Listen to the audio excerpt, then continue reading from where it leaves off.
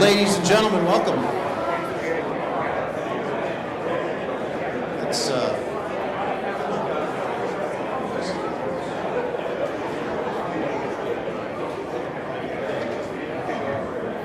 what a beautiful day, beautiful crowd. It's a beautiful thing. Come on down and find a seat. There's plenty more seats here.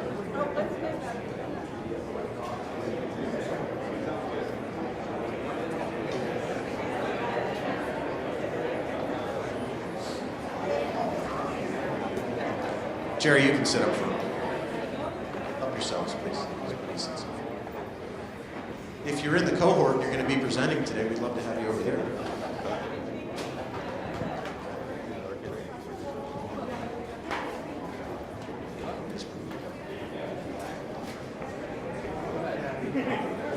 All right, without further ado, we have a lot to do. So let's go ahead and give this a go. Welcome everyone to the Arkansas Regional Innovation Hub and the 2019 ICBA ThinkTech fintech Accelerator powered by the Venture Center. We're really happy to be here.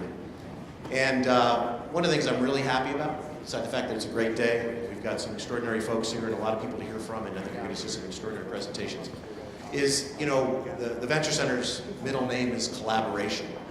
And I'm delighted and honored that Chris and the team here at the Hub have really started. We've built a great bridge between the Innovation Hub and the Venture Center, and collaborating to lift all the boats in the state who are entrepreneurial service organizations. And this level of collaboration has been key, and I'll speak more about that in terms of the ICBA.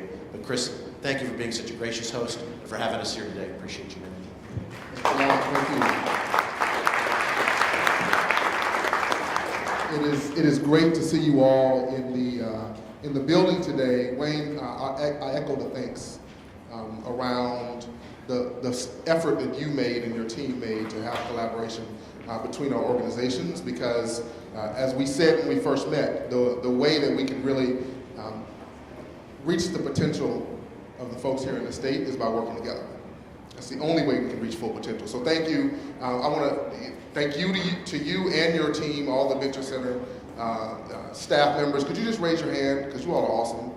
Just raise your hands so folks can see you. I'm sure you're going to say that. Let me just have a few thank yous. Let me also thank the, start back up and say you're at the Arkansas Regional Innovation Hub, for those who haven't been here before. We're a part of Windrock International. And there are a number of Innovation Hub staff members that have been working hard on fostering this collaboration and on pulling this event off today. So with the Innovation Hub staff members, please raise your hand. Aaron, Stanger at the back there. Some of the others are in the back of the building. If you all have time, please walk around, take a visit, and see the extraordinary things that we do. By way of a couple other thank yous, the City of North Little Rock is here represented, so thank you all for being here. Thank you to any other elected officials for being here. Again, this all happens through partnerships and collaborations, and a special thanks for not only being here, but for also supporting this kind of work. You know, I think about the coding initiative that you started and are really pushing, and that is but one important component of the work that's being done to move Arkansas into a position of leadership in the 21st century. So hats off to you for that, and thank you.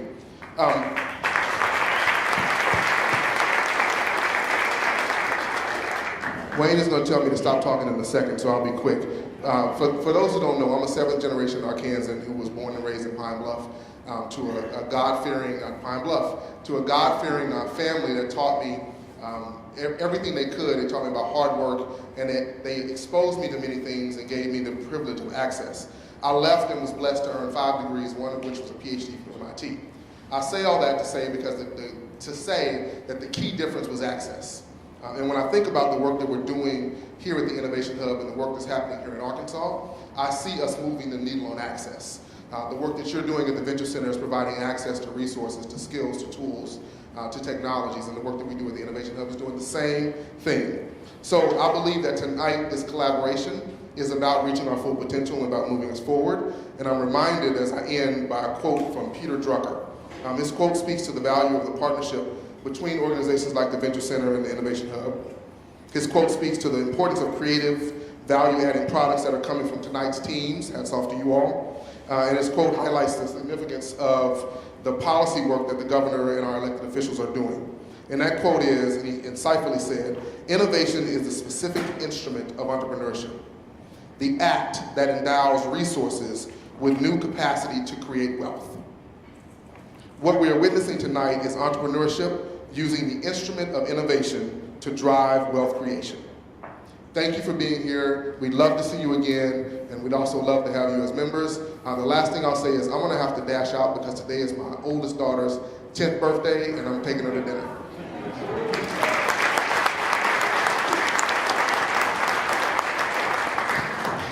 Now you know why Chris and I have a bromance.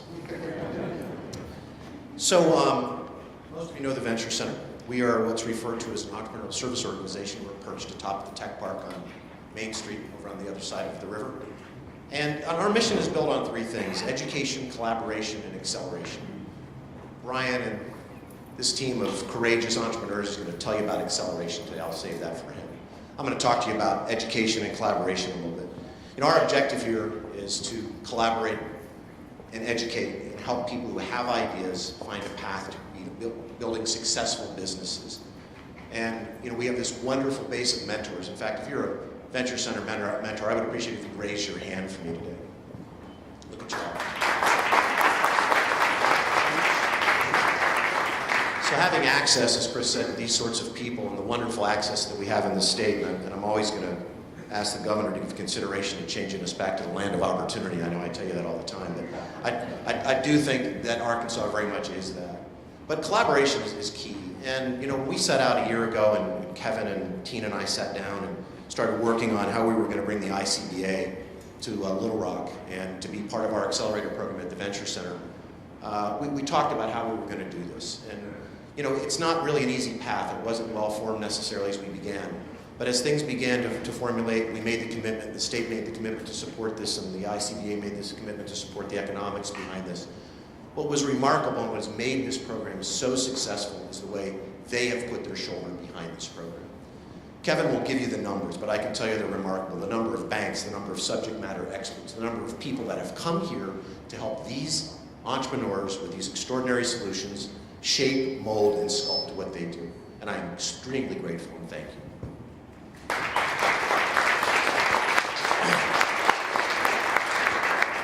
So lots of thank yous, but you know, this program really represents the very best of the AEDC's efforts from the state, working with the ICBA, the Tech Park, the Chamber, and so forth. When you put that all together, this is a home run. So to give you a little context, the ICBA, the Independent Community Bankers of America, represents 99.5% of the banks in this country.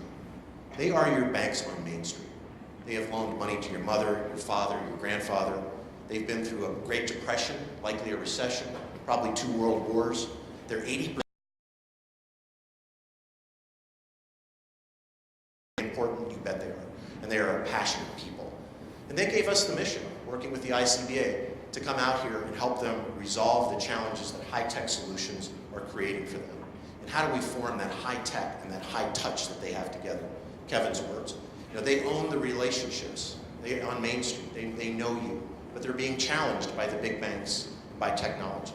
And we set out with a very specific mission, with looking at very specific problems, and Brian will speak to this a little bit further, to try to help them resolve that. And I think as you look at these solutions today, you will certainly see that. In a few minutes, you'll see the results that echo that in these 8 companies that came and have spent the last 12 weeks working their butts off here in Little Rock. So before we begin, 2 things. One, I don't know if you guys seen the latest issue of AMP, you need to.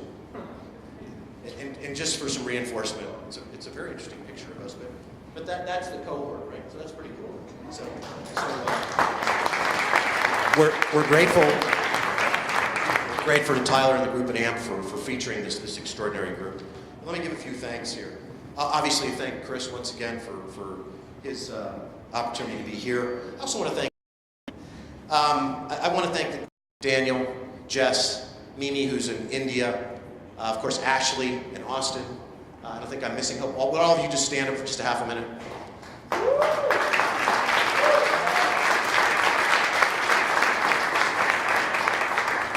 These guys make me look really good, and they just, we all gain about 12 pounds because we eat well. But we're also working 80-hour weeks, so we're just, I can't tell you how much I appreciate them and what they do. I also want to recognize our board. James Hendren, if you'd stand up for us, please, real quick. I think we have a couple other board members here. Bill Yoder, John Haley. Thank you. I don't think I'm missing any. And lastly, I want to recognize a person who, you know, just regardless of what's going on in his day, makes time to help these companies. That's Mr. Collins Anders, if you stand up, Collins.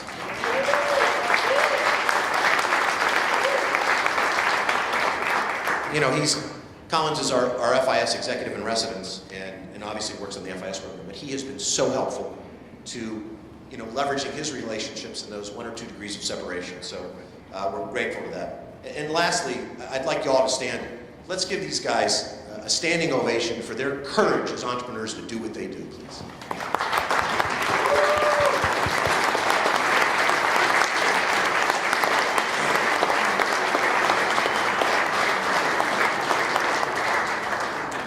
You know, it ain't easy being them, as they say, and you know, we're starting that as a tradition here in Arkansas. We're going to recognize these folks for their courage and what they do. So what I'd like to do is now introduce the person who leads the ICBA, Rebecca Romero-Rainey. Rebecca has just been, once again, a great partner, a great friend. Many of you may know we just returned from Nashville, where we had the opportunity to, these guys to pitch at what's known as ICBA Live. So they have had the opportunity of 2 demo days. This is the second. And they have 3,000 bankers, community bankers from around, obviously, the country in Nashville. And we had a great time. It was an extraordinary opportunity. And we also have one company that's already pretty much in the stable as it relates to ICBA. Rebecca, please join me on stage. And welcome.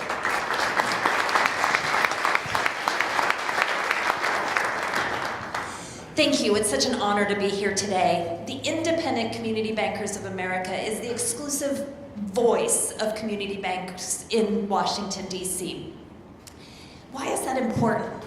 It's important because what community banks do in this country. Wayne talked about a few of the stats, and I want you to think about this for a minute. More than half of all small business loans in this country are made by community banks. More than 80% of all agricultural loans are made by community banks. Community bankers are the economic drivers, they're the engines. If not for a community bank, 1 in 5 counties in the US would have no access to financial services. What we do matters, what community banks do matters. And when we think about what we do as an association, our mission is to create and promote an environment where community banks flourish. We do that through advocacy, by being a voice on the Hill in DC. We do that through education, and we do it through innovation. We're doing it here today, thanks to the incredible efforts of the Venture Center and the ThinkTech partnership. Why are we doing this? We're doing this because we believe in the future of community banking, because we know that what community banks do to provide that high-touch, relationship-based business, partnered with the high-tech solutions that these folks offer, is key to the success of community banks as we look towards the future. I want to acknowledge the incredible things. As I listen here today and I think about these concepts of access, of collaboration, of courage, relationships, family, folks, that's community banking. And it's so amazing to see that right here in Little Rock, Arkansas, come to life, to not just ensure that community banks survive the future, but that they thrive. That is what it is for me each and every day. So for the incredible courage to put this together, Wayne, thank you. Governor, for your support, acknowledgement of why this is important, thank you. We couldn't be more excited about where this goes in the future, and so excited to hear where these companies will lead our community banks as we go forward.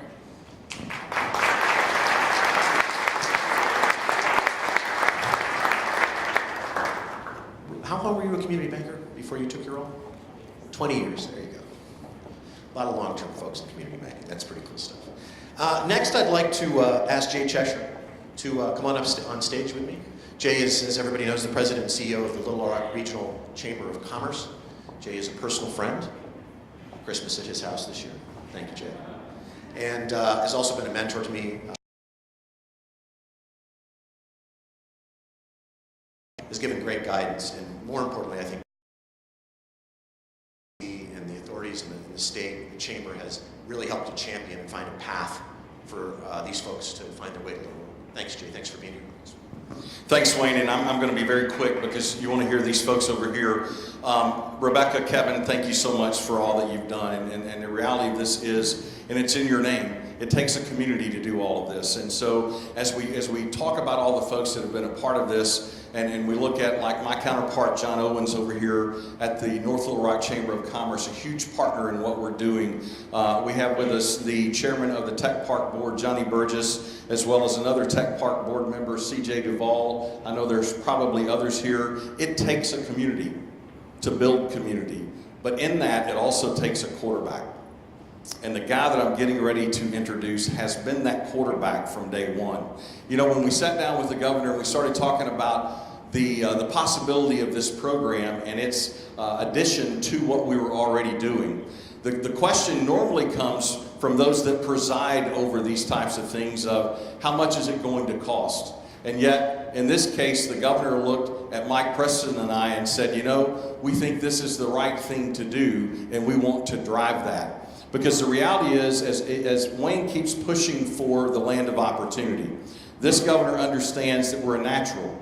We're natural for talent creation, as he's doing with the coding initiative in all of our high schools, so that we can create the talent needed not only by these companies, but that also companies that are not here and companies that are going to begin here and grow here. We're also a natural for innovation, as we've seen with this program and with the companies that are going to provide you a demonstration today of what they're doing. But in all of that, those things come together to provide a natural for commercialization.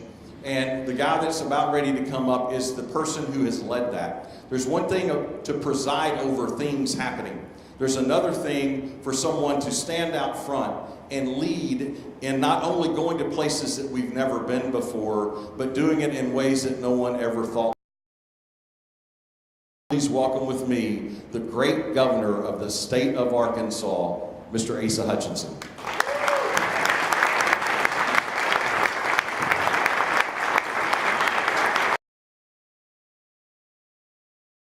I love this. It's like a basketball arena. We got the crowds up there. Great to be here. And I want to just say a couple things. First of all, the partnership with ICBA is very significant, and to be able to partner with us right here in Central Arkansas, we appreciate it. And this has been an incredible project with the 8 entrepreneurs, technologists that come here today. And I, of course, you got to make your pitch, I get to make my pitch. And that's what governors do. But let me just describe right now. So it's a very, very busy time for me. The legislature's meeting, we're watching it day in and day out, doing some great things, lowering taxes, raising teacher pay, investing in technology and everything that we need to do as a state to grow our economy. But in the middle of all that, you know, I start this week, that was really cool, that I had 30 elementary school students in about the 6th grade that came up to meet with me because they were all coders. This is elementary school from El Dorado, Arkansas. And I couldn't believe it, so I said, what made you get into coding? And they were articulating answers. Well, it's robotics. It's being able to tell a computer what to do, or it's games. They're interested in it, they're going to go on it. So I started my week in the middle of the session talking to elementary students about coding. And then today, I get to go up to Northwest Arkansas, and we brought in transport. Logistics, they're expanding from 650,000 employees, investing $45 million and putting an operation logistics hub of the global marketplace. And so that's a technology Governor, I'm impressed with this list. And I'm impressed with your names, but I'm pretty excited about having companies from Tel Aviv, Israel, Fayetteville, Arkansas, Alexandria, Virginia, San Diego, California, New York, New York, Monument, Colorado, and Washington, D.C. Is that not amazing?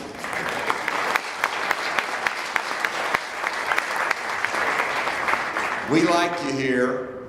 We hope that you're profited by this, that you make a ton of money. We love having you. And so,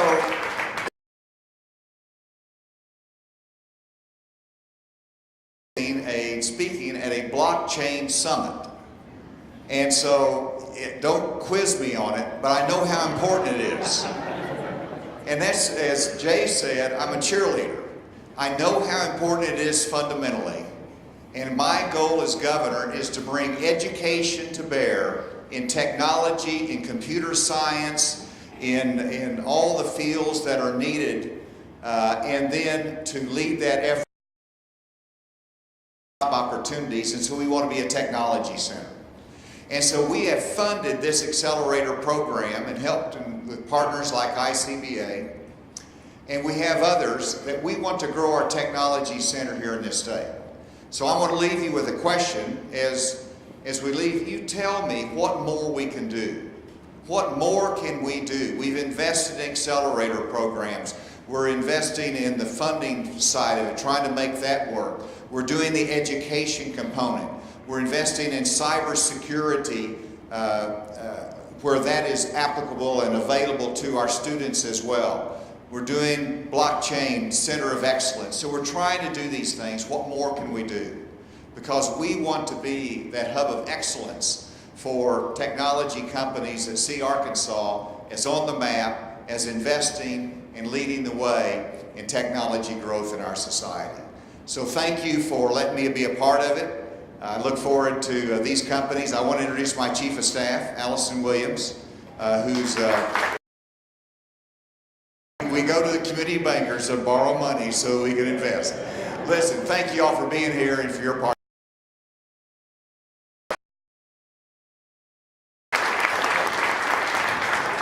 Thank you. You know, this is an extraordinarily busy time for you, so appreciate you making time for that. Next, I'd like to bring Kevin Tweddle up. Kevin is the Chief Operating Officer of the ICBA. And I also want to recognize, along with Kevin, I'd like to ask Tina to stand for just a minute, if you would, please. You know, Tina has spent, I don't know, how many nights here? A lot, yeah. And is on a first-name basis with the mayor. And has really support what we've done here. And Tina is responsible for the bank card division of the ICBA and TCM Bank also. So the fact of the matter is she's the one that makes a lot of the money for the ICBA, on the for-profit side, of course. But we are so grateful for the work that you have done, and I wanted to make sure to recognize you personally and embarrass you a little bit if you don't mind. But thank you, Tina. You are awesome. Kevin, come on. So just a little bit of transparency here. So we actually made this deal at Samantha's at the bar. And I'll let the rest of it go from there. But Kevin, thank you for being here and obviously for all you've done and just looking after. Yeah, thank you. Absolutely. Thank you, Wayne. And thank you, everybody, for being here. This is really, as Rebecca said, this is what it's all about. I mean, it took a community to put this program together, and it's wonderful to see all the contributions, again, from the community, the Venture Center, the local investors, ICBA, and of course our great fintech cohort that we're going to hear about. So really welcome to the future of community banking. You guys are going to get a really a front seat view of what's going on. And this started just kind of as a vision within ICBA. Tina and a group of our leaders at ICBA said, how can we create a more high-tech, high-touch environment for our community banks? What can we do to have a direct impact on the innovation going on in community banking? And we kind of started, said, well, I think, we looked at different ways to do it. We said the accelerator program was a great way to do it, but, we can't do it ourselves. We need to go out and find partners that are going to help run this for us. A group that understands community banking, and really what it takes, to run a good program. So really, we could not have done this program without the Venture Center And let me tell you kind of what we went through in the last, it's been quite a journey. I think, like Tina, I've spent a lot of time here in Little Rock. In fact, I think the governor may ask me for some taxes before I leave today, so I've been here so much. But no, it's been a great journey the last 12 weeks here. Our experts come through this. This is a 12-week program now, so 60 subject matter experts. We've had 3 of our regulatory agencies.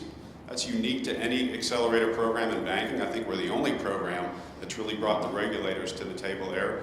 We've had 37 of our own subject matter experts at ICBA.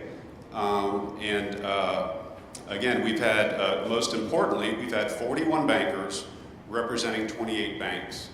So talking to this, it's not only good for the community banks. Our fintechs are providing services that are relevant to our community banks, but our community bankers came in and said, hey, why don't we teach our fintech cohort here a little bit about community banking, what makes it special and what makes it different. So it's really been a wonderful partnership. Again, thank you, Wayne and team. You guys have been tremendous, and we could not have done this without you, and we look forward to doing more great things in the future. And again, gonna miss this group, gonna miss being with you all the time, but again, it doesn't end here. The beauty of our relationship with ICBA is after this accelerator program, we are gonna work with the team and again, further help them get out to market their solutions to our community banks and really take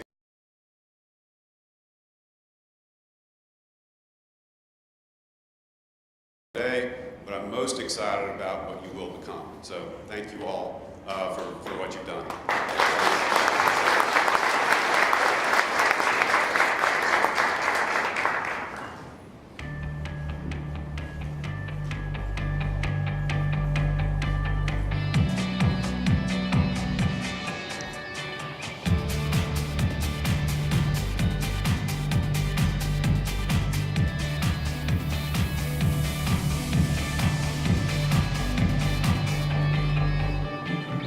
We started thinking about this program about a year ago, and we finally, with the collaboration of a variety of parties, have brought it all together. And we really think this is a win-win for everybody involved. It's certainly a win for the city of Little Rock, that really gets to diversify their economy and bring tech center stage. I think this is going to be really the example that's set for the rest of the country.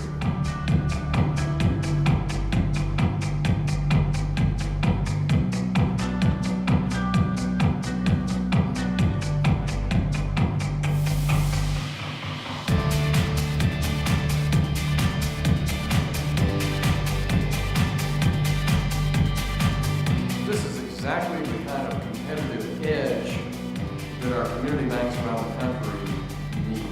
No matter what their size, they might be a $100 million family-owned local bank, up to maybe $10 million. But in that phase, our community banks need access to innovation and technology.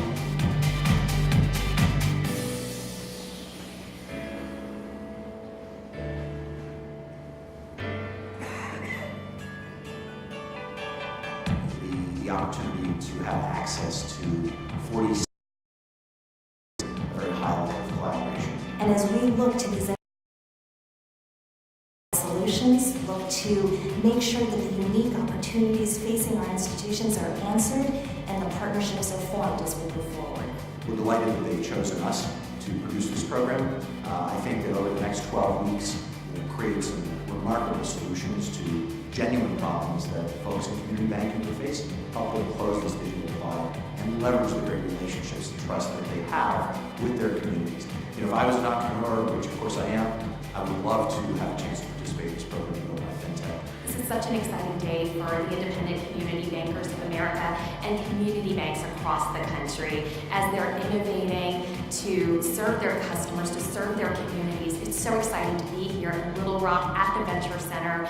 This is going to do great things for economies and communities across the country.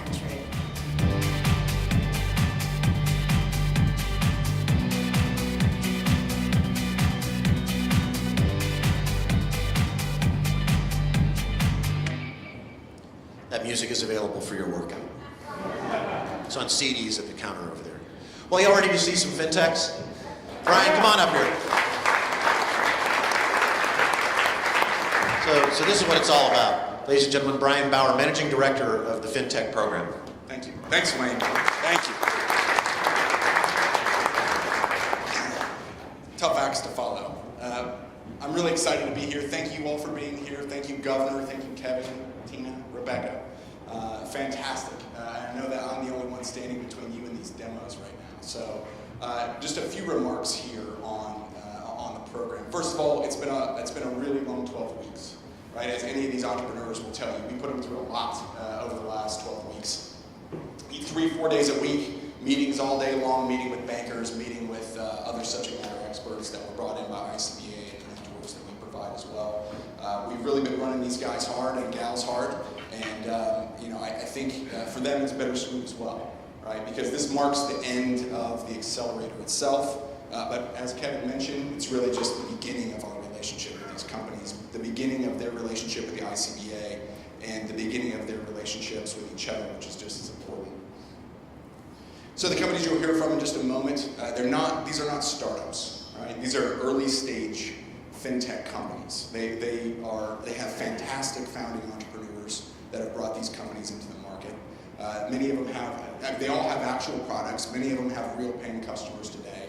So they really are not, these are early stage companies, not startups. And we do like to, define those a little bit differently, right? It's not all just beer and pizzas, hanging out around the shop. This is real work, it's real customer interaction, real sales that are happening, and that's truly exciting.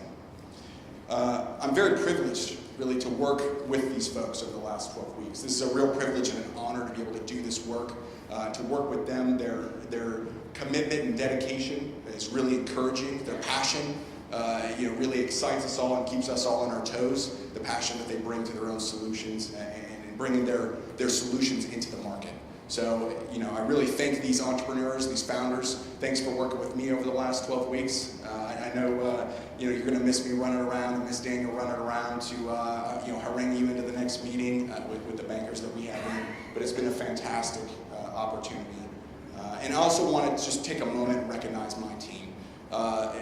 Daniel Schutte, Program Manager, Austin Rogers, our logistics coordinator, who's also running AV today. So he's not just the logistics coordinator, he also does AV, which is great.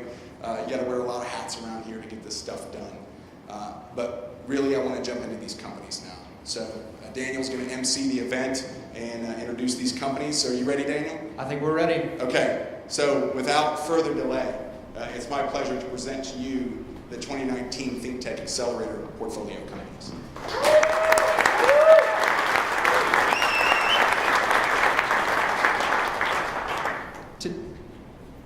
To kick us off, please welcome to the stage, as soon as we get this sorted out, Robert Johnson, the co-founder and CEO of Lumen. Yeah, you want to do the other screen?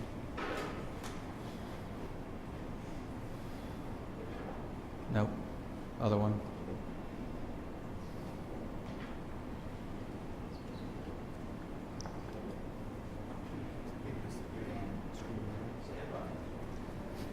Just a few moments.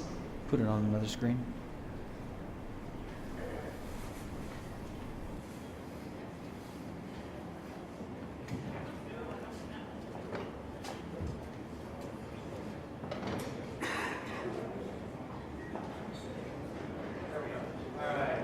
Robert Johnson, co-founder.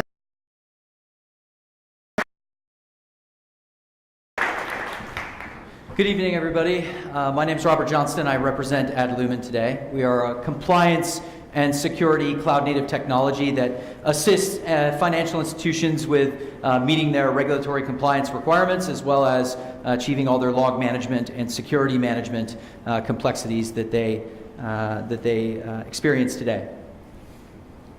So this is the founding team. We're actually now a team of 9 with over 25 customers in the financial institution space. My name's Robert Johnston, the original founder. My co-founder, Tim Evans, and I come from the National Security Agency by trade, so we were both in the Marines for a long time. We joined the intelligence community. We were spying on people abroad and doing all those things that you could imagine in the cyberspace.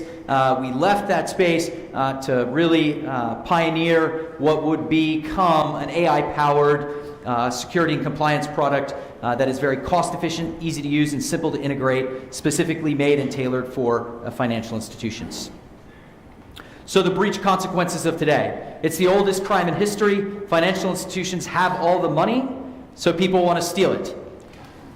As a result, of course, you have an extreme regulatory environment.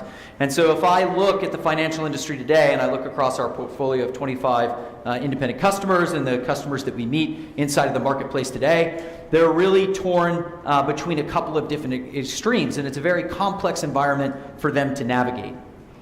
We look at them experiencing really 4 different distinct complexities. First is, of course, increasing regulatory and compliance. This is a very challenging environment for them. They have insurance providers, they have government regulators, they have brand regulators. All of these individuals are levying different rules and different policies by which they have to comply with. The second is decreasing budgets and decreasing capacities. Across our portfolio of customers, we often find that the IT team really has probably 5 different jobs: compliance, security, core banking technology, regular desktop support. So-and-so teller just got locked out of their machine. Security is, of course, one of them. And then in banks that are $1 billion in assets and above, of course, you maybe have some application development and other technology development shops that exist there. So they're finding themselves having to do more with less, the use case for AI. All of this going on, of course, you have an increasing threat. So this marketplace we always look at as being torn between 2 common extremes. On the left, you have low-cost log management. This has no analytics. It's not scalable. The auditors aren't happy with it. It doesn't reach the kind of complexity level that they need to comply on the security side, as well as be able to absorb and ingest all the technologies that exist in their ecosystem. On the right-hand side, you've got expensive enterprise SIEM technologies or security analytics technologies that maybe are great for Bank of America that has $300 million exist at the community bank level or at the credit union level or any other financial institution. It's really a struggle. So we look at ourselves at Lumen as a cost-efficient, easy-to-use, and simple to integrate solution that is purpose-built for the financial institutions. So how do we achieve this? Cost efficiency is achieved through our technology strategy. Using a serverless architecture, we can portfolioize all the data that we scan across all our customer networks. Right now, we do about 8 billion events a month across the 25 customers that we have. And we're able to do this and drastically drop the cost for processing that data and then providing that to the endpoint user or the end customer. This allows us to be extremely cost efficient. Ease of use, this is our implementation of artificial intelligence. It's all about doing more with less. How do you funnel 8 billion events down to the 5 or 10 final decisions that someone needs to make a month? That means something has to be adding to that equation. Something has to be researching for you in an automated way to funnel that data down and present you with that final decision. Finally, simple integration. Simple integration is a significant obstacle in banking. We often get the question, all right, how long is this going to take us? What's the human capital that's required to integrate the product? Because they've had enough bad experiences or negative experiences over a period of time that says, all right, if I want to implement a new product, we're a 6-month integration pipeline, I need a program manager to handle this. Using a cloud-delivered model, we deploy in 20 minutes, we're up and running. A lot of people balk at this, but talk to our 25 customers, like it's absolutely true. And it's really that cloud-delivered model that allows us to do that. Everything complex and that breaks is all ported in the cloud and managed by us as a service. And finally, you have custom modules. These custom modules are specifically purpose-built for 1, regulatory and compliance requirements for financial institutions, 2, the specific technology types that they have at these financial institutions. When I talk about that, I'm specifically talking about the core integrate all of that data into our analytic pipeline. All right, one-touch compliance reporting, by far the most used aspect of our product. We're built to provide reports specifically for financial auditors. And so what we're able to do is, using AI and using the data we can collect, we can automate compliance objectives like FFIEC CAT, or automate privileged account management, or automated privileged account activity reports. We can automate all of these factors and all of these obstacles and hurdles that banks experience today. Visualizing privileges and least access, who has access to what? I think it would shock you how many times we've done a proof of value with a customer or a financial institution, and we found out that every domain user, whether it's the teller or the contractor or the board member, has privileged access to financial information that they're not supposed to have access to. Or in larger institutions that have HR departments, You've got every teller that exists there that has access to all of the HR information. This is sensitive data. They call this in the compliance world least privilege. In our experience, it's just generally a good security idea to restrict access to things that people are not supposed to have access to. In the financial industry world, they have an extreme amount of compliance regulatory requirements that. So our artificial intelligence strategy, who runs our data science program, had to find a way to, one, do something very cost efficiently when you're processing 8 billion events a month, and two, for the endpoint user and just present that endpoint user with the final decisions they have to make. We used a serverless strategy for this, very cost efficient. And one of the best aspects of this is we're able to take something that's very complex, right? You can imagine the kind of mathematics that our data scientist does, and we're able to explain that in real human language in the user interface. So we've taken a subject, a very academic subject, and a very complex in one security, but in two, of course, anything AI. So our products right now, on the top row here, you're seeing Lumen Premium, which is usually for our financial institution that's 100 to about 500 million in assets. Lumen Enterprise is anything beyond that. In the bottom row, you're seeing those purpose-built 365, which is our compliance, storage, and encryption service. If you're having to comply with anything FFIDC or PCI DSS, it means you must store data for 12 months, which means we must, one, be able to process that data in mass quantity, but two, of course, store and encrypt it for that 12-month period. If you're a FINRA customer, that is 8 years, which seems to me sometimes a little extreme, but for our FINRA customers, we do have a FINRA product that will store that data for 8 years. The core banking security module is our ability to integrate and secure not only the SIM environment, very unique in the security analytics environment.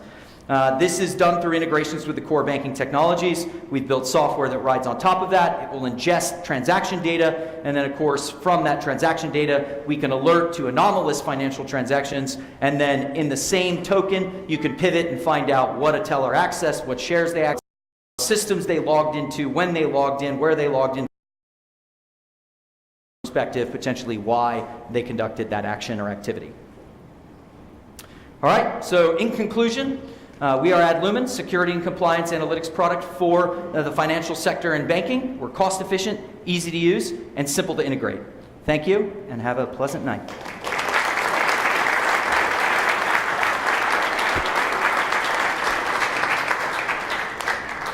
Ladies and gentlemen, please welcome to the stage SouSou Karoth, CEO and founder of CapitalWise.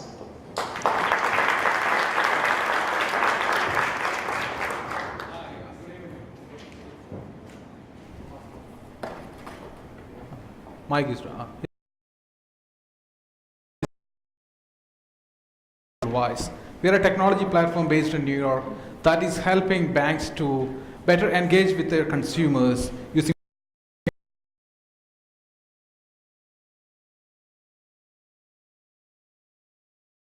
West, which we sold to Northwest Mutual in 2015 for almost $250 million. So without much delay, let me introduce you to my friend Adam. Adam is the retail banker at First Federal Community Bank. The bank has almost 30,000 accounts managed by 50 different account managers, relationship managers. That is almost 600 accounts per account. Accounts per relationship manager. And meet Jessica. Jessica has been banking with FFC for last 8 years.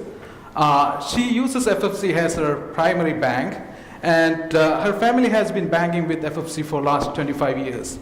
Now let's see what Adam knows about Jessica. He knows that she has been banking with FFC for 8 years. He also knows that she has a personal loan with the bank. But what he doesn't know about Jessica is that she has recently purchased her home. She might be looking for an auto loan because she recently closed an auto loan. And more importantly, she has been promoted at her job recently. So what if Adam knew that Jessica has been promoted her job, or she is looking for, purchasing a new home, or started a new job. She has planned her vacation, or more importantly, her parents are looking to sell their home. So that would provide opportunities for the retail banks to upsell and cross-sell their product.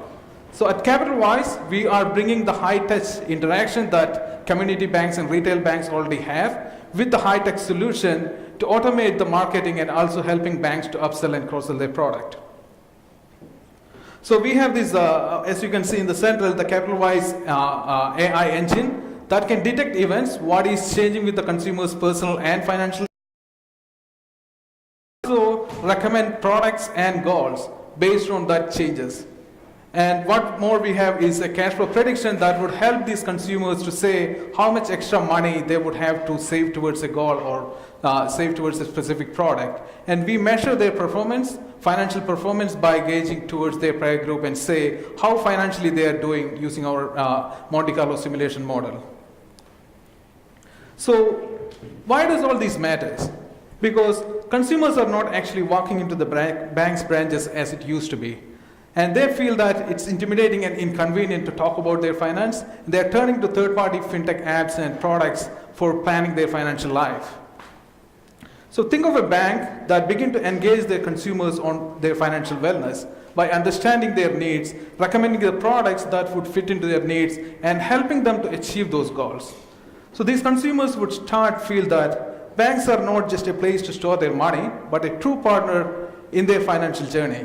This would help the banks to get a bigger chunk of their wallet and a product name, a brand name that can compete with the third-party fintech products out there. So at CapitalWise, we offer 3 different solutions. The first one being banker-facing solution, where the banker could see what is changing with my customers.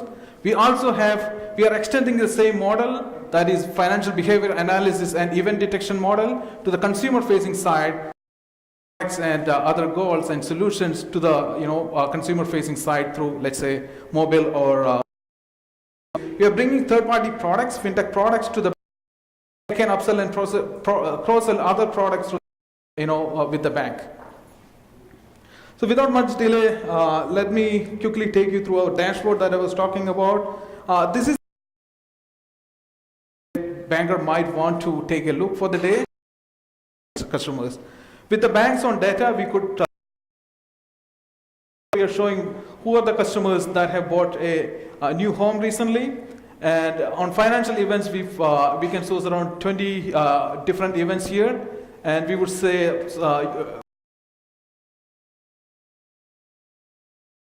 got potential customer for a CD or a saving account.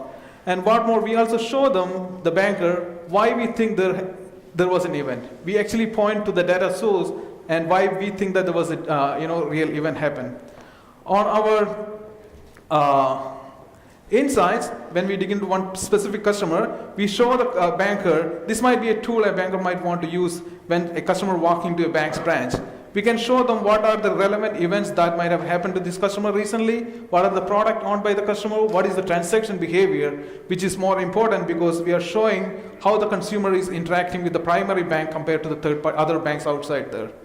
And our smarter interface using NLP and NLC, we are helping banker to query complex queries like show me all the customers who had a job change and who may not have a recent auto loan or something like, combining different queries together and helping them to actually create a campaign out of that.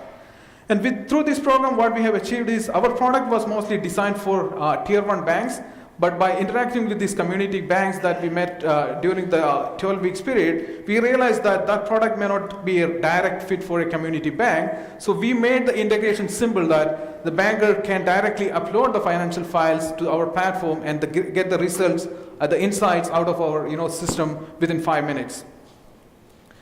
So to the consumer-facing side, through the mobile or web platform. Here you can see we are recommending products, we are recommending goals. The important thing is the nudges. We actually look at the cash flow and see how much extra cash the consumer has to save towards the goal and send nudge notification through text messages or WhatsApp messages so that they know that it's time to save. So after our initial partnership with a few of the big tier 1 banks, now we are partnered with ICBA to help community banks understand how they can leverage the power of AI and machine learning into relationship banking. what is today's products and product offered by the financial institutions, and what is today's consumers' needs.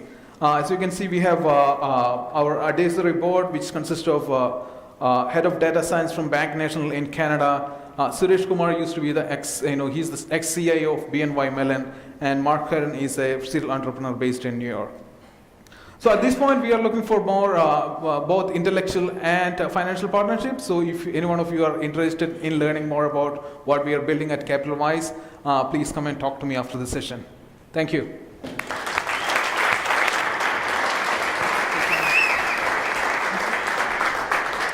Ladies and gentlemen, please welcome to the stage founder and CEO. Good evening, everybody. Thank you very much. Again, my name is Fonta Gilliam. I am the CEO and founder of Invest SouSou. Let me tell you a little bit about myself. I spent the first 10 years of my career working as an American diplomat with local governments and banks in Africa, Asia, the Middle East, as well as the United States. And here's what I learned. Banks need high-quality loans. They need customer referrals and customer loyalty. And most importantly, they need low-cost deposits to stay competitive. Right now, competition for consumer deposits is rising. America's mega banks control 81%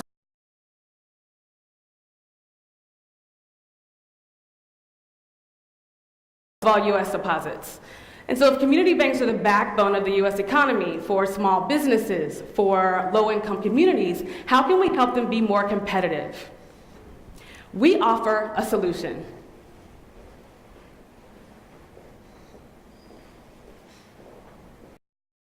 We offer a solution.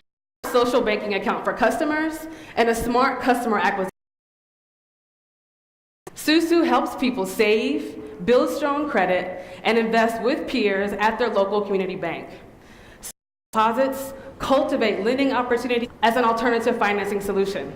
During my work in travels abroad, I saw firsthand the power of how informal savings and loan clubs and lending circles to keep their financial commitments to the group when they might not do it on their own as an individual default rate. This is the system that's working. Open up a savings account. Family, friends, people they trust to join. Everyone decides to put $100 in the pot. That's $1,000, and that $1,000 rotates to the first person.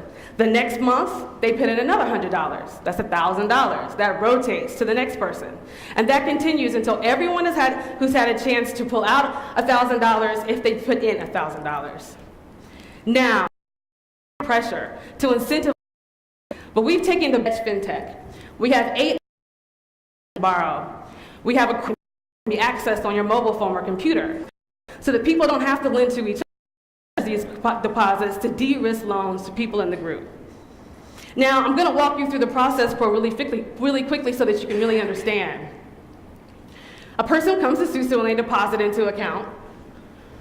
From there, what you can see here is hundreds of groups of people all putting money into a crowdsourced account that's held at the bank and a fixed long-term CD. And this is how the banks make their money, off these low-cost deposits. And once it's your turn, as opposed to the group taking the money out and lending it to each other, we actually help the group to attract and benefit from perks offered by the banks. Maybe it is you're investing your SouSou balance when it's your turn in a wealth building opportunity, like a down payment for a house. Maybe you're able to pull out a loan and leverage 3 to 5 times the money that you put in, all through the bank. We also provide unique data and insights to the bank to help them make smarter lending decisions to these groups. And for customers that need a little financial support, like denied loan applicants, we help the banks service those folks, build their credit readiness, and bring them back to the bank with a greater chance of approval through the SouSou account process. So I get this question a lot. Will social banking work in America? And I ask you, 10 years ago, if I told you that you'd be using your phone to call a stranger to give you a ride to work, what would you have told me? If I told you that you'd go on your computer and book a room, not at a hotel, but at a stranger's house for your next holiday, what would you have said to me? I really encourage everyone here to think bigger, like Uber and like Lyft. And I'm going to show you how.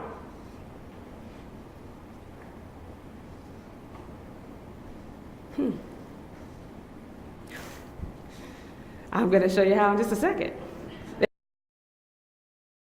I'm going going to demo for you today is called SouSou Lite. It's our standalone application, requires very little integration. We basically, as a company, help banks pre-qualify loan applicants and deposits, recruit them, and manage all group accounts. Banks hold the deposits and underwrite the loans. And our system is AML, KYC, and BSA compliant. Now let me walk you through really quickly how the account works. You go use your computer or on your phone, you can open up an account online. You customize your account by telling us how much money you want to put in, how often, what your financial goals are, how you want to leverage the group's cash collateral when it's your turn. From there, and this is where it gets really interesting, that one customer goes out and invites 8 to 10 new customers in their community of different financial levels. And why is that interesting for the bank? Because with very little resources and virtually no money, they've been able to use one customer and attract 8 to 10 new customers, referrals, through that process. As people begin to onboard into the account and go through that same vetting process, they're all buying into a group account to support a common financial goal. Now let me give you some examples of how people are already pre-registering to use this. Churches, for example, that want to save together to support maybe the purchase of a new facility or a daycare for the church. Sororities that might want to all get together to save for a down payment for a house. Other examples are farmers and business associations that need rainy day funds while they wait for crops to harvest, or perhaps when payroll is a little short. There's so many different use cases for how people can collectively pool resources together at their local community bank to access capital.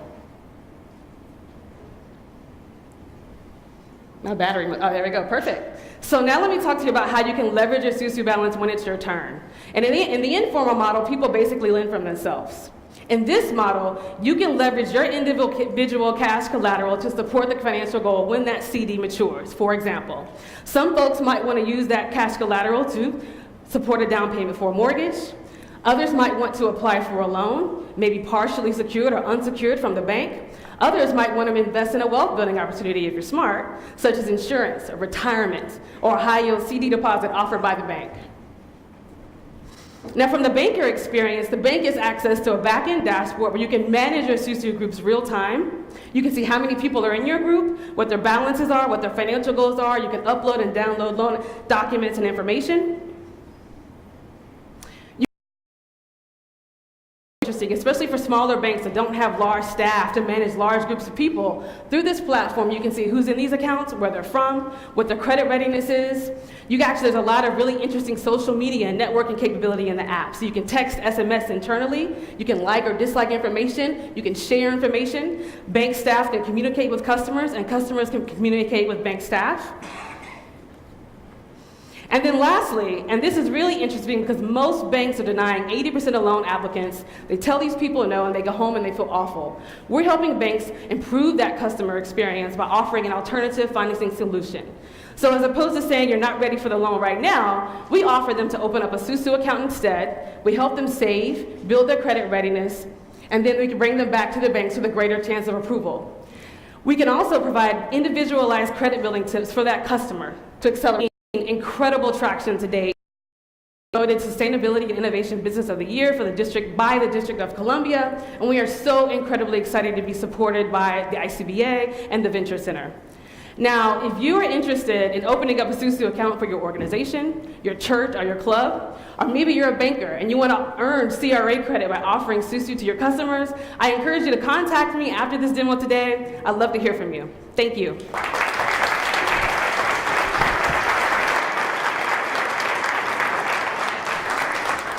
Ladies and gentlemen, please welcome to the stage Arkady Lapiro, co-founder and CEO of Goro.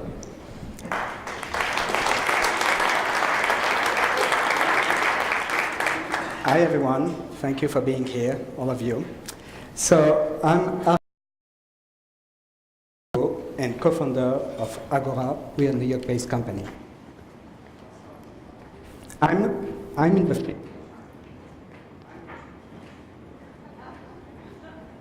It's my wife. It's good. I don't know. Okay. So I'm in the bank and fintech industry. Micro.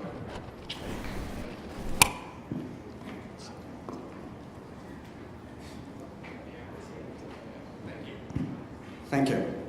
So I'm in the banking and fintech industry for over 2 decades. Back in 2000, I was part of a team which built up one of the biggest online banking, also a core banking securities platform from scratch. We grew from 0 clients to over $40 billion in assets within a few years, 8 years to be more precise. Before IPO, a bank bought us and I moved to New York, where I married my wife. Let me present you John, a community banker. John, 4th generation banker, CEO of a community bank, 10 branches, $500 million deposit, and John stays current on trends. This is what John is seeing. Maybe you've seen the same thing. The change of banking, digital banking. It started in 2009. It started with one bank from the West Coast, Oregon, simple, then it was moving, then it accelerated, and now, I'm sure you heard about Varo, Moneyline, Robinhood, Marcus, Goldman Sachs, Stash. This is what's last year, and this is what's pending launch right now. I'm sure you heard about it yesterday. Apple, they just launched Apple credit card. Cool design, just to be clear, there's nothing new. There's nothing more than every other offering, like Bank of America, but they have a cool design. And Chime right now is opening more accounts than Citi or Wells Fargo. And John sees the big one reacting. Chase, Wells Fargo, they just launched a digital bank for millennials. One is called Fin, the other one Greenhouse by Wells Fargo. So they took a new brand, buy the bank, dedicated for millennials. Citi is going to launch a new digital bank within 2 years. That's what they announced. And BB&T and SunTrust are merging right now to stay competitive in digital landscape. So that's why we're here at Goro, because these community bankers have the same issue that we faced 20 years ago. Banks are looking for technological solution from a provider, and they don't find it. That's why we built 20 years ago a new core banking security. So 2 options for John. He's turning to his current provider. Will he be flexible? Will he provide the right technology? What will be the pricing? What do you think? Option 2, he turns to a new provider. Once again,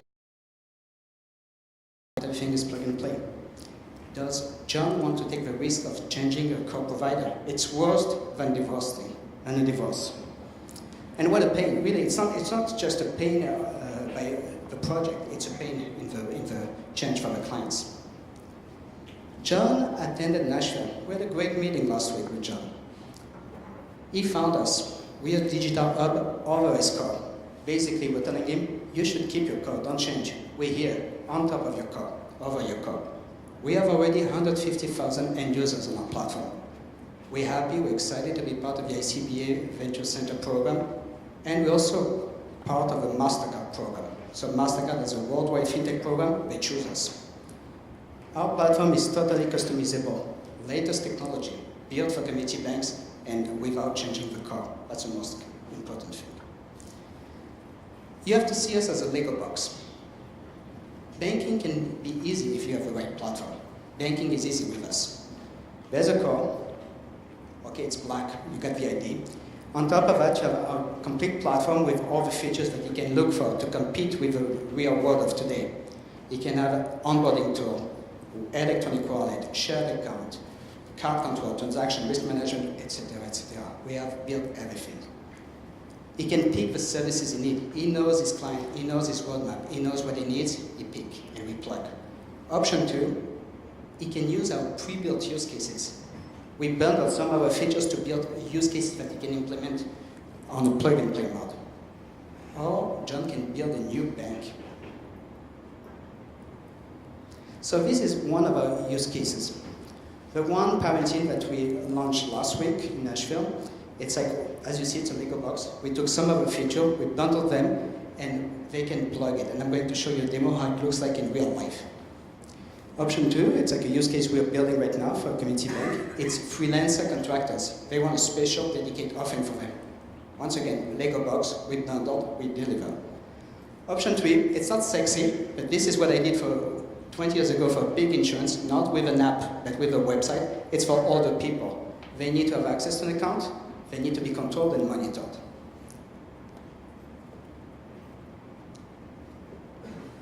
So this is the children parent account.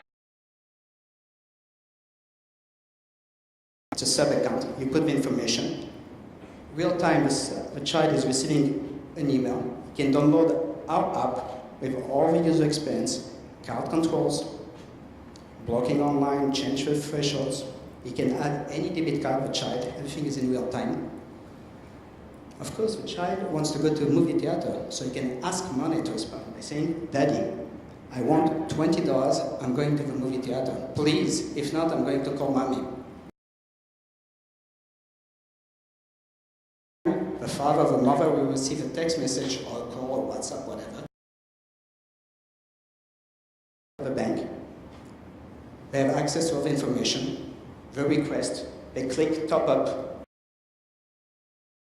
To top up, finished. Now the son is at the movie theater, he can pay. It can be a physical card or it can be a virtual card, and read up or pay. Now let's go after. He said he was moving to a movie theater. No, he bought on Amazon. Not cool.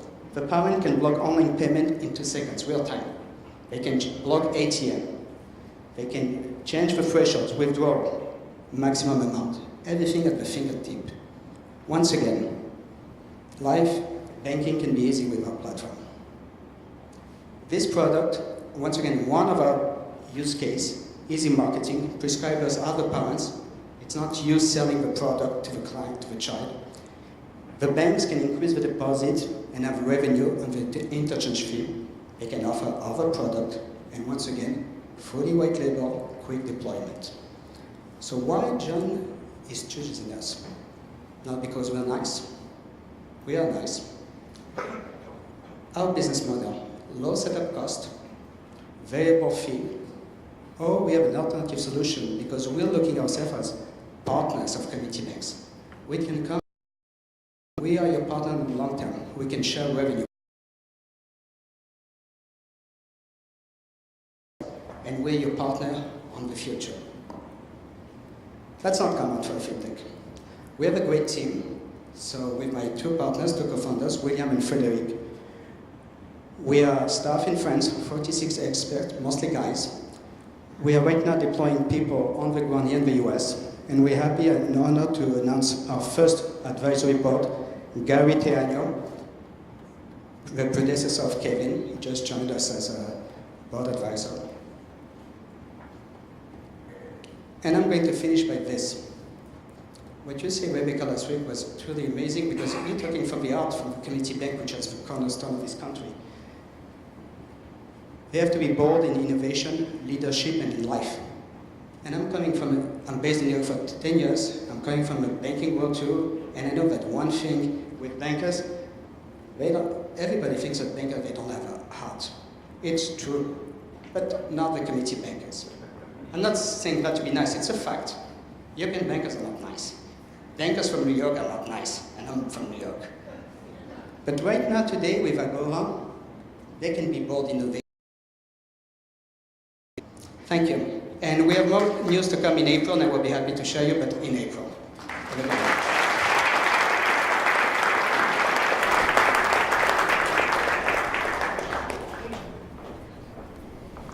Ladies and gentlemen, please welcome the CEO of Crisco, Erez Saf.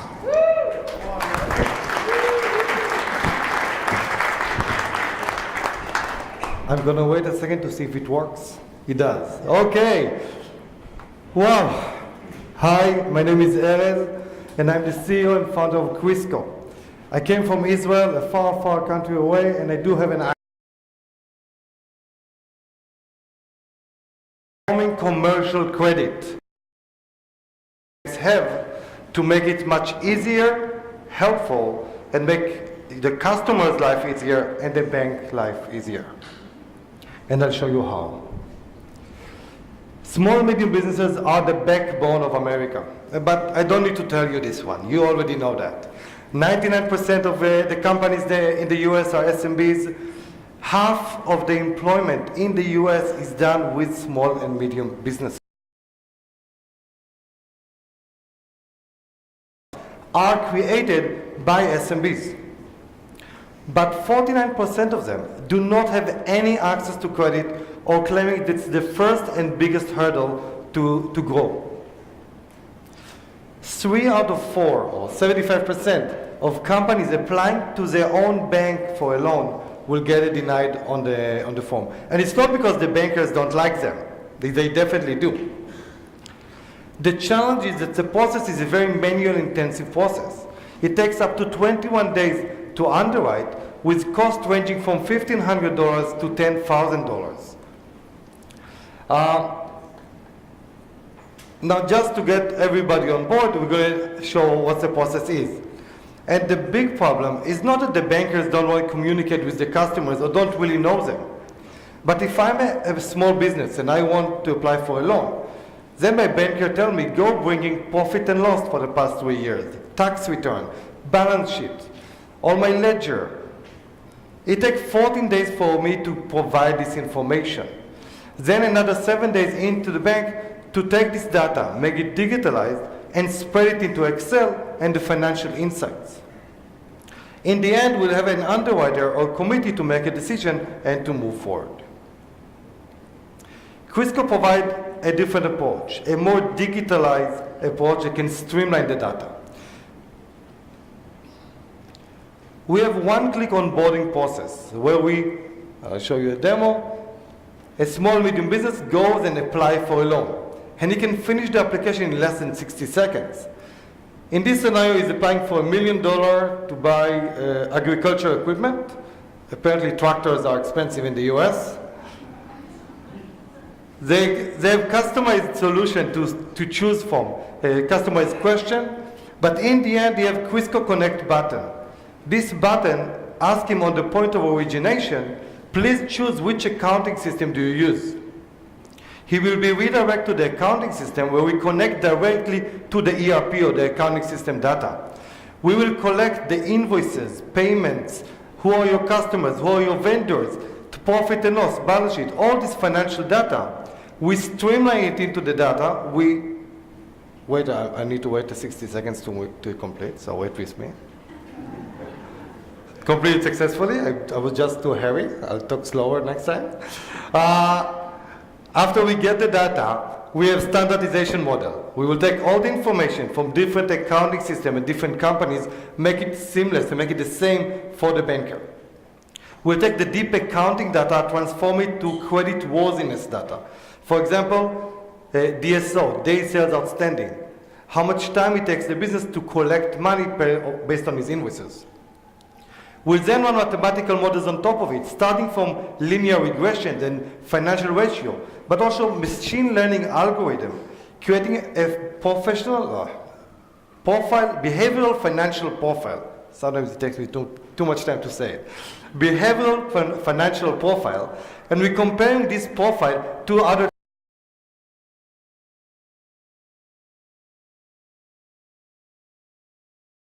we are able to do for private companies that are small and medium businesses. And this is where we operate.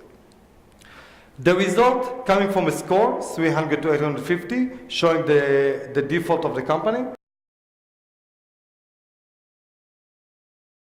A visual set of data for you to make a decision. But also it's not a one-time report. We stay connected to the company and we check the information months after months to tell you if your portfolio of loans is getting riskier, getting safer, or maybe there's an opportunity to offer a new vehicle of credit. What's really one line of code. I've been talking for 4 minutes, and you can get much more, but this is one line of code integration. You integrate it into the process, and you get all this information. One line of code integration, even the slowest developer you know, and I know some slow developers, it will not take them too long to integrate. We offer on top of our platform, we offer to community banks the Crisco approved, the lending solution that I've just shown you, but also we have the vendor risk management on the other side, on the AP side, where we help streamline the vendor risk every year and not asking them for the financial every time. We work with Crisco Gov. Crisco Gov is our solution. We're working with Queensland government in Australia, running $75 million grants and providing those commercial grants to businesses. And we work with Euler Hermes on trade cover insurance. Our customers love us. And this is extremely important because if they're not happy, I'm not happy. And I'm kind of a happy guy. The community bank from Arkansas, the customer to apply online and do the initial process for us, save us time and money. A QuickBooks SME, a small businesses who applied in 60 seconds and received credit. He's saying it's super easy and super happy. And Fortune 100 customers that we have, that sadly I cannot say their name, the data analyst get the first live customer, send me one email with one line. The data looks amazing. Our team is diverse and is happy to help and challenge to solve every challenge you have. Dave McAdam comes from 20 years experience in the banking industry in the C-level from ANZ and Bank of Queensland. Myself as a computer science and data scientist coming from SAP and Elon, the first peer-to-peer. And we have a rich team from Israel and Australia and some in the US, hopefully to grow in Little Rock, that help us to solve these problems. I must say that with the help of ICBA and the Venture Center, we were able in the first quarter of 2019, that we haven't finished it yet, to almost double our revenues from the entire 2018. Thank you. And it's all because of you helping us get access and helping them get better solutions for their customers. Join us later upstairs, transforming commercial credit one business at a time. Thank you very much.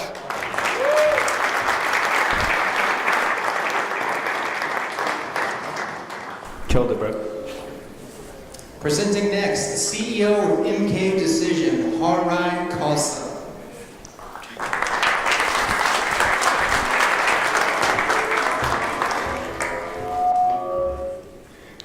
Hello, and thank you all for being here. I was warned that this is the mic that went down, so if it goes down, we have a backup. Thank you all for being here. My name is Harai Khalsa. I'm the CEO and co-founder of MK Decision, and I'm to make lending simple. MK is Joda Khalsa is our, as we call him, our founding father.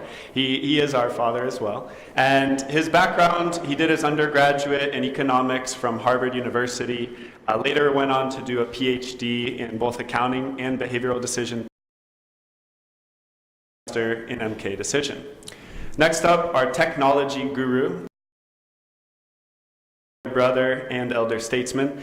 He is the cloud-based system architect for our loan origination platform, did his undergraduate degree at Babson College, the leader in entrepreneurship. And finally, myself, my name is Harai Khalsa, did my undergraduate in sociology and anthropology at Lewis and Clark College, was my first time really diving into the transformation of capitalism from a production-based society to a consumption-based society, and hopefully you'll see how we're helping consumers today. Our background has a long history in finance. In 1985, Joda Khalsa started Khalsa Accounting in Phoenix, Arizona. Today we have over on our portfolio. In 2007, with the backing of our accounting firm, we launched 108 Solutions, which was a retail finance company throughout the nation in malls. And we were doing point of sale retail installment contract originations. And at 108 Solutions from 2000, completely paper-driven process. We had sales reps in malls who were sending contracts from Augusta, Georgia back to San Diego, and after that we still had to vet these contracts to be sold onward. In 2011, after finishing my degree at Lewis and Clark College, I joined up with my brother Guru Dutton and told him if we were going to scale the business, we had to go paperless. And that was the first time that we ever created a cloud-based loan origination platform. In 2014, after exiting 108 Solutions, I was shipped off to Khalsa Accounting's largest client, Service Finance Company, who had just signed Lennox Industries, the growth team that actually grew Service Finance from $97 million in finance revenue to over $2 billion today.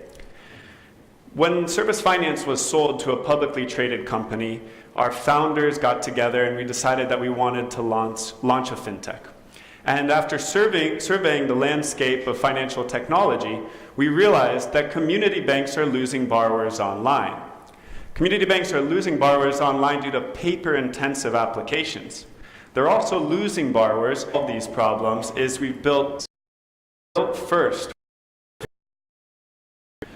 So today's a day that I would card origination. POS is the first of its kind. Realistically, what we see, they're totally for community banks. A total funnel for consumers to browse. What you're seeing here today are borrowers. We believe that an educated borrower details page, they're learning about the high-level features, cash back, what do the interest rates look like, what are the fees I'm going to face. If they're interested, they're able to actually pre-qualify for these loans. Only using less than 60 seconds, we went through our simple pre-qualification, get an offer, and we would do that in realistically 2 to 3 seconds with an API call to a credit bureau. Once they've received their custom interest rate and their card products, they can simply click Apply Now and continue on with the application. We're not only focused on the borrowing experience, we're also driven to build a better lender experience. What MK Decision has done is built a completely digital loan processing system in our loan origination platform. We're delivering best-in-class applications as applications that their local consumers are used to. Core. So your communities you do every day, studying from if you're in multiple state footprint, and then looking at the application for Samwise Gamgee has come through. And you see there's a requirement for his driver's license. To do is request that driver's license in our loan origination platform for Samwise Gamgee, creating a link between the consumer where he can then send back that driver's license to fulfill that requirement completely digitally.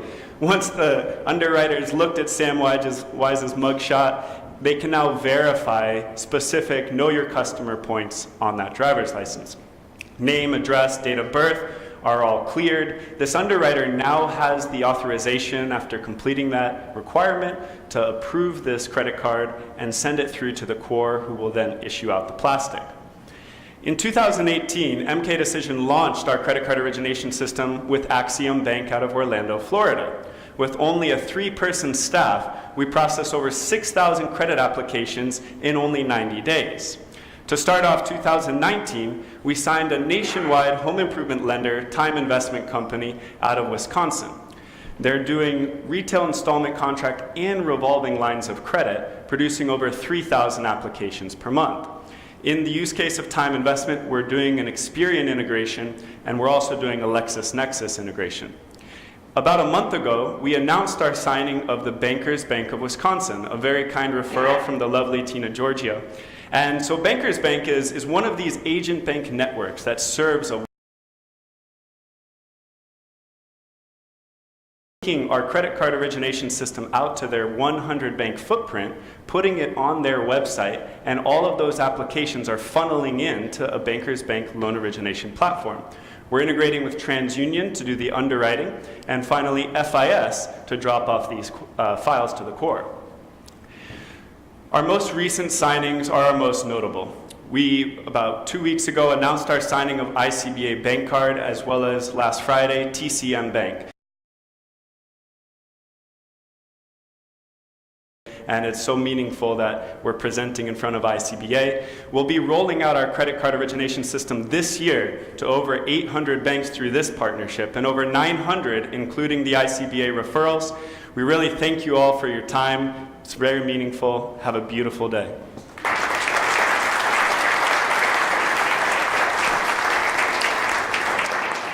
Ladies and gentlemen, founder and CEO of Botdoc, Carl Falk. All right, it's only 2 left. Hang in there.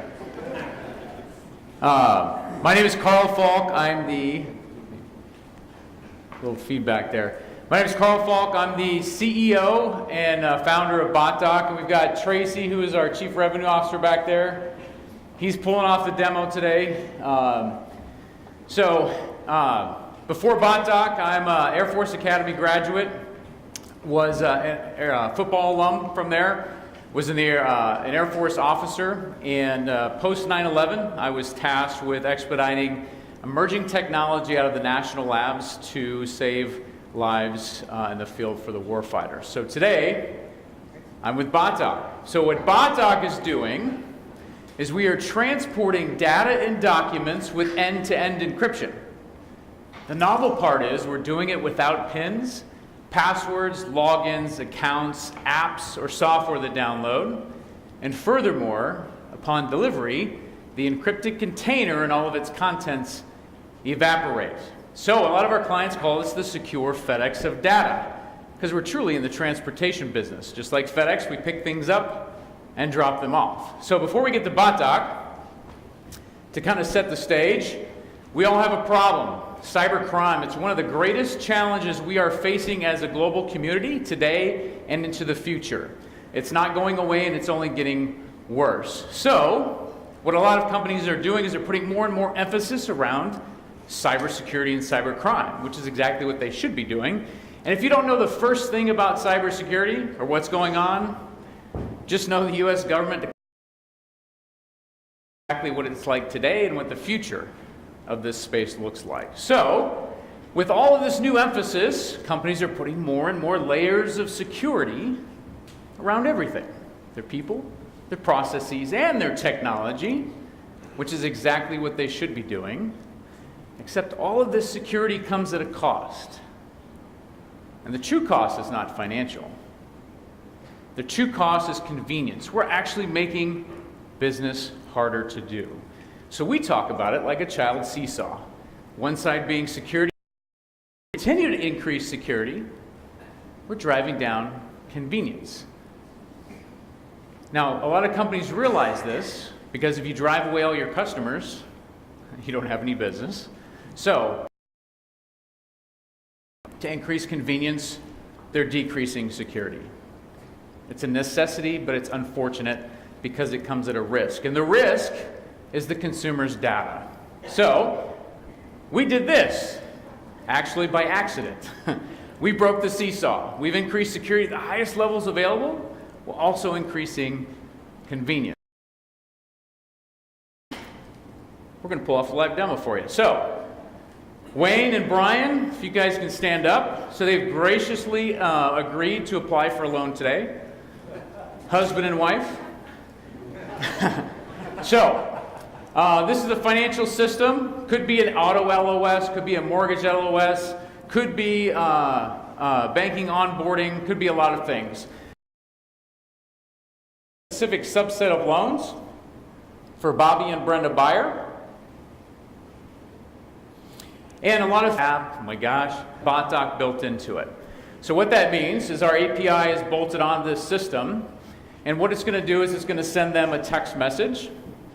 So Tracy's going to pull up the slides so you can see exactly what they're going through.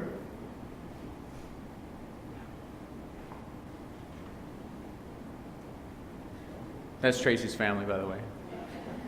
All right, so they got a text message with a, once they click on the link, it opens up a secure page that's unique to them in that specific instance. With a message, what they were able to do is hit add files. In this case, we need an ID, so we had to take a picture of their badge.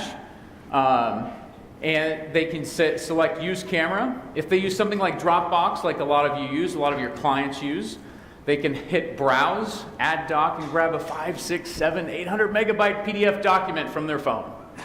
Oh my gosh, that's big, right? So they can also do this via email, but today we didn't. We did it via our message that says successfully completed. So, guys, are we good? Everything sent back? Excellent. All right, we got a thumbs up. So we're going to go back into the system. And again, the UI that you see on your screen here has nothing to do with Botdoc. This is just a third-party financial system that has Botdoc built into it. So first of all, we have documents that come back. So there's Wayne's ID, all right? And you can see there's a bunch of metadata, so we know when opened, we know if they're opened. We even have IP addresses and geolocations. Well, I talk about Big Brother, right? Right? You want to know exactly who you're dealing with and prove that it is or isn't them. And there's Brian's ID. So, all that's great, fine and dandy, but here's what you guys experienced, and what they experienced was end-to-end encryption today. A couple questions. Did you guys have to download anything today? Nope. Did you have to put in a PIN, a password, log into something, or create an account in some system you probably never use again in your life? Nope, you didn't. That link that we sent them also no longer is usable. It's a one-time disposable use by design. Also, the pictures they took, guess what? They don't exist on their phones. So we're not creating residual copies. And in fact, those pictures they took, there's only one copy of that picture in the entire world. It's not on their phone. It's no longer in our API. Because once we confirm delivery, kind of like FedEx, we remove it from our system and keep all the transaction history. So those documents only reside in this system. So we're not creating a residual hack, residual copies of that as a potential risk in the future.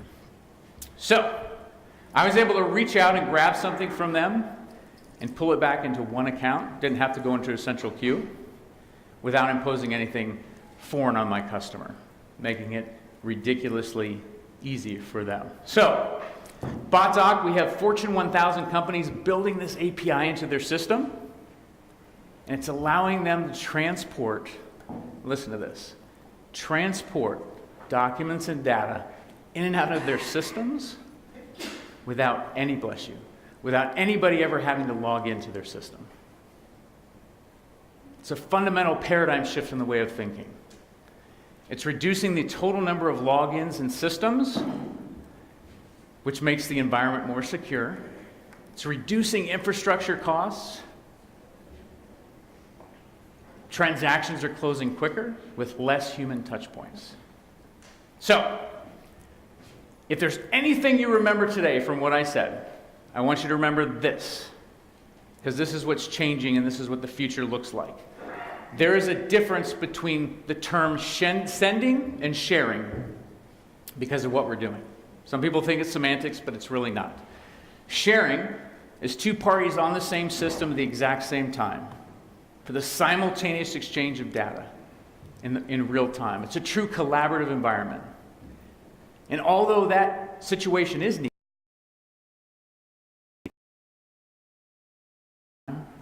didn't need to share anything. You just need to send something or pick something up, right? So sending now, because of Botdoc, is removing one of those parties from the equation, and the party on the system can remote collect and send to the other party without imposing that sharing requirement. So my challenge to all of you, regardless of the industry you're in or what your role is, if you go back to your business today, take a look at your people, your processes, your policies, and your technology. And if you're ever imposing a sharing requirement on a sending situation, your business is not as secure as it could be, you're not as efficient or effective as you could be, and you're putting too much friction between you and the other party. So, come find us. Tracy and Era, the guy with the logo on our chest, we're not hard to find. We'll bot. And I want you to remember this, that Botdoc is the digital extension to the human relationship and the future of the consumer experience. Thank you.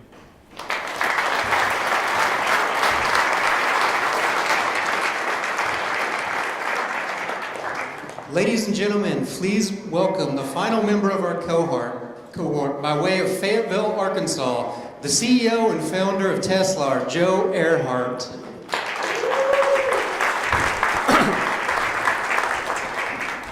Good evening. We've all heard it before. Bankers are no longer needed, automation is the future, and community banks most likely aren't going to survive. But if you've worked with a community bank, you know the truth.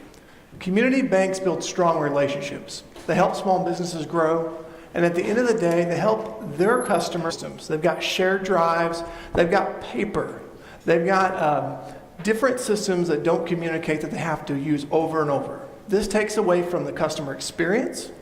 It makes things take longer. And lastly, it doesn't put the banker in the field where they need to be, and that's working with their customers. That's where Tesslar comes in. We put the puzzle together. We take the 40+ vendors and we narrow it down to just a few. Tesslar and best-of-breed solutions. We put it together. We empower our community bankers, from lenders to loan assistants to loan operations. We streamline their processes so they may grow without having to increase staff. We also go out there and we make sure that they are scalable so that as they grow, they do not have to change vendors or change software. They can simply grow and help more customers. Lastly, we also guarantee integration. Because for a community bank, the last thing they want to do is buy a new tool or widget and it doesn't talk to anything else. So we guarantee them that we will integrate all those systems so that essentially they have one platform. So let me introduce to you the team behind Tesslar, the vision.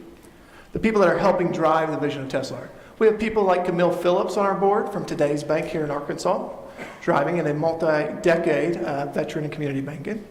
We have Jeff Standridge, who's somewhere in the audience, I saw him earlier, who helps lead and guide us from a sales perspective and entrepreneurial perspective.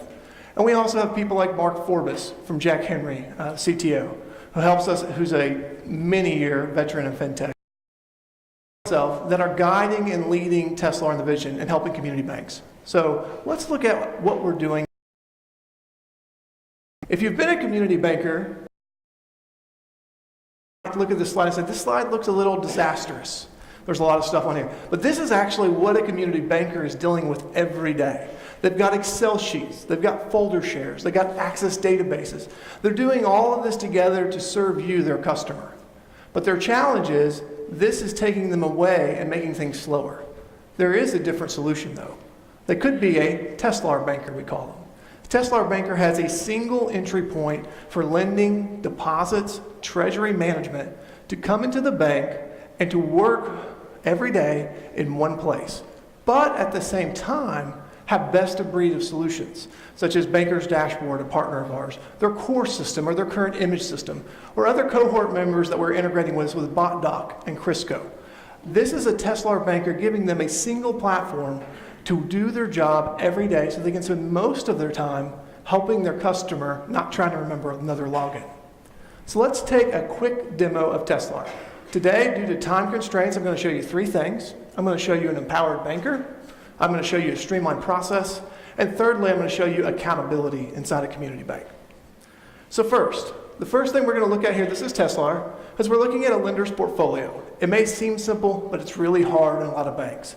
The ability to come in and immediately look at my portfolio, go back in time and look at any point in history in my portfolio.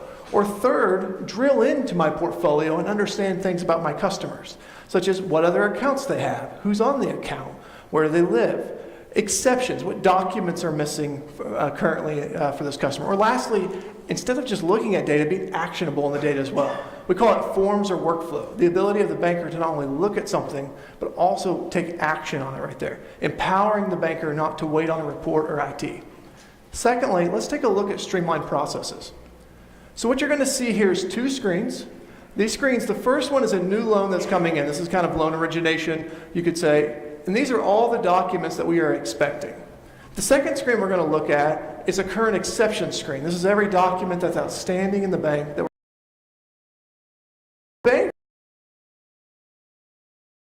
Botdoc, doesn't matter how the document comes in, but they can either drag and drop it in, or they can use the API to get it in here. But the point that I'm trying to get here, and it did two things. One, but two, it's no matter what it is, Synergy, FDN, whatever they're using, it's going to put in there. Now, why is this critical to a bank? Imagine a bank, if you are a banker, you know what I'm talking about, with no trailing scanning, no barcoding, and no indexing. That is how you scale a community bank and compete. So that was streamlined processes. Third, let's take a look at accountability. Closed loan, risk rate changes, anything in portfolio management, deposits. But what it is it's showing me every person responsible, every stage we're at all times. There's not a question of, hey, who's working on what? I can look on one screen and know where everything in my bank sits. The second screen we're looking at is a scorecard. So a lot of bankers right now drive their community bank on a board meeting done monthly. They're looking at reports from 15 days ago that were generated for the month before. But instead, they could come into Tesslar and in one click see how every lender's doing and make corrections today, not in 45 days, so that they're driving forward instead of looking in the rearview mirror. So what did we see? We saw lender empowerment. We saw clear communication. Why does it matter? Because we better serve our customers, we have transparency and accountability, and we are competing and thriving, not just surviving.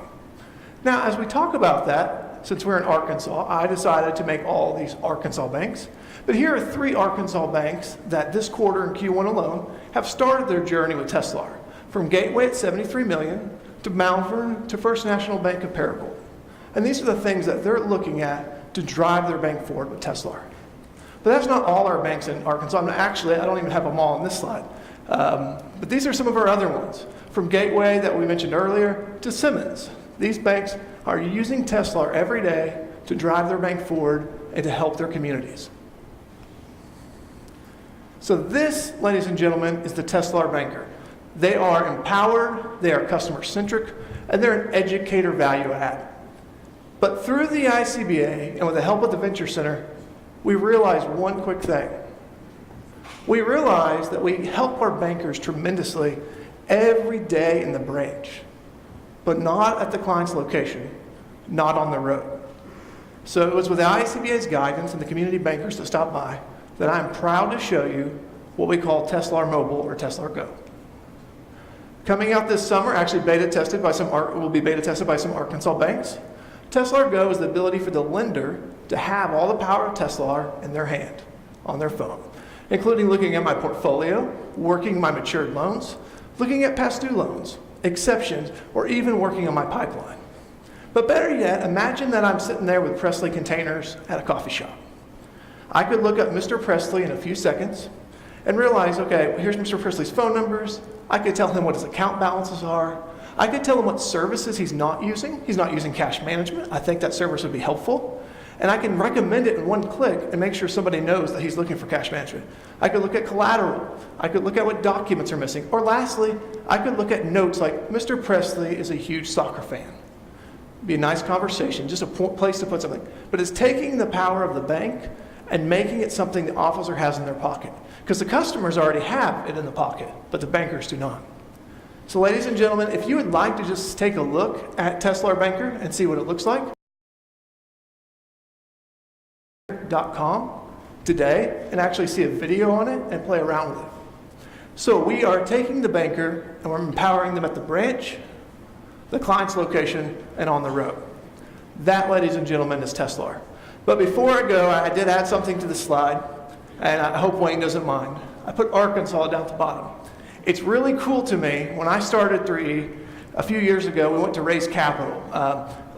Mike's here somewhere, Mike Smith, but Innovate Arkansas sent me down here to do fundraising, and this is where I started 3E's fundraising, is in this exact building, pitching. So it's really cool for me to be here, and I just want to thank Mike for introducing me, helping us raise money, the state of Arkansas as being from Springdale, with AEDC and AFTA. If these companies, these people, the conductor, the Venture Center, if these guys didn't believe in us, startup junkies, and help us along the way, I would not be here today. So I'm very thrilled to be here in my home state of Arkansas. I want to say thank you to all those people that have helped us. Sorry if I forgot somebody. And thank you to the ICBA for bringing this program here. I greatly appreciate it, and it's awesome to be here in my home state of Arkansas.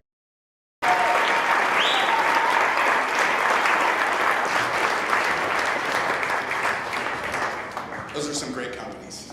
What do you think?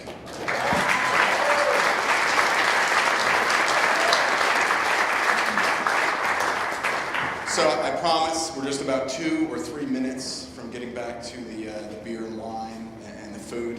One more person I want to invite up here to say a few words. The chairman of our board, James Hendren, also the administrator of the Venture Center's FinTech Fund 4. We're really expanding on what we're doing as far as this innovation is concerned. And it doesn't just stop here. We're continuing it, we're growing it, and part of that is this fund that we raise that I think James can say a few words about. Thank you, Ryan. I too want to thank everybody that supported this accelerator, but I want to tell you what your opportunity is to go with this. We have a fund that invest only in the companies in this cohort. And we've done it for each one of the cohorts that we've had before, and it works this way. The ICBA was most gracious in investing money in every one of the companies on the front end to help them. They got an equity position. Now the Venture Center has a fund to invest in the companies on the back end of the accelerator. The larger investors in the fund will select which companies to invest in and how much. So we have the opportunity of having seen, lived with, know these companies for 12 weeks, seen them grow, see what they've accomplished, and see what kind of opportunities are out there. So thanks to the ICBA, we have the opportunity to make even more leveraged investment than they did, and we're hoping that we will be co-investing together in some of these companies, which we kind of expect to happen.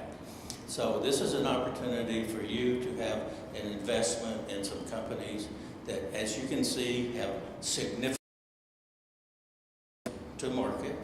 A few of those companies you can see that will have opportunities not only in finance industry, but in some other industries, so some even bigger opportunities out there. And those of you that have invested in the funds in our future cohort, our previous cohort, as you can see, as the Venture Center's FinTech program grows and grows and grows, it improves with every cohort. We have much better opportunities in the investment fund. We would love to talk to you about it. Probably the only little thing to tell you is the Venture Center does take one little bitty piece of it for our endowment fund to help fund the future of the Venture Center and help carry these projects on forward. So we would love to talk to you about the fund. If anybody's interested in investing in it, grab me or Brian afterwards, and we'll be glad to talk to you about it. So thank you very much, and it's a huge opportunity for everybody. We'd like to see you involved. Thanks, James. One thing, Raymond reminds me, one thing I forgot to mention is very important, and this has to do with Tesslar. Won Banker's Choice Award at ICBA Live last week, and that's a huge deal. We had thousands of bankers out there that voted and voted on Joe and Tesslar and that solution as a relevant solution for community banks. So I do want to recognize that, give him a round of applause for that.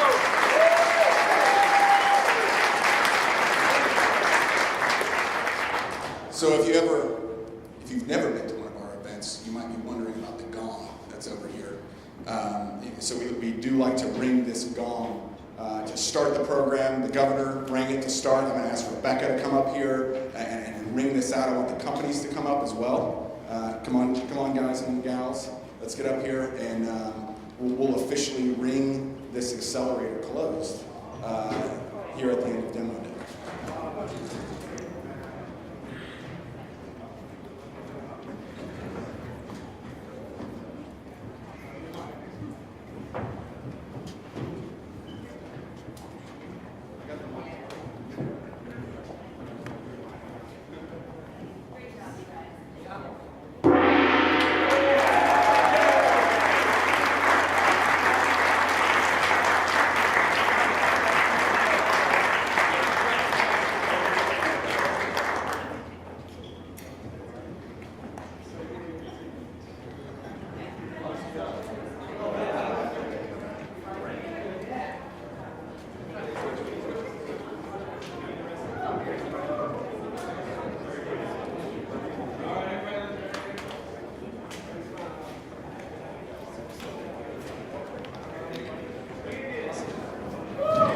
All right, please hang out, eat some more food, beer, wine.